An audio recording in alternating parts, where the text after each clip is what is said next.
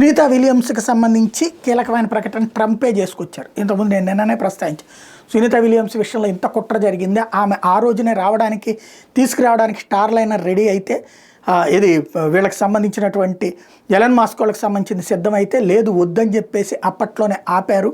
ఈ ఆపినటువంటిది వాస్తవంగా అయితే మనకు అప్పుడు చంద్రశేఖరరావు గారు కూడా చెప్పినట్టు బోయింగ్ వాళ్ళకి సంబంధించినటువంటి ఇష్యూ ఉంటుంది, వాళ్ళకి ఆర్థికంగా దెబ్బతింటుంది అన్నటువంటి ఉద్దేశంతో వీళ్ళ వెనకాల ఖచ్చితంగా వ్యాపార పారిశ్రామిక పెట్టుబడులు ఇవన్నీ కూడా లెక్క ఉంటాయి, అందుకోసమే ఆగారు అన్నటువంటి. అయితే తాజాగా ఆ విషయాన్ని ఎలన్ మాస్క్ చెప్తూ మేము అప్పుడే తీసుకొద్దాం అనుకున్నాం, 8 రోజుల్లో తీసుకురావడానికి మేము ఒక ప్లాన్ ఇస్తే వద్దని చెప్పి బైడెన్ ప్రభుత్వం ఆపింది, 8 నెలలుగా వాళ్ళు స్పేస్లో ఉన్నారు అన్నటువంటి విషయం. అదే సమయంలో ట్రంప్ వచ్చాక తొందరగా వాళ్ళని తీసుకురావాలని చెప్పారు అన్నటువంటి.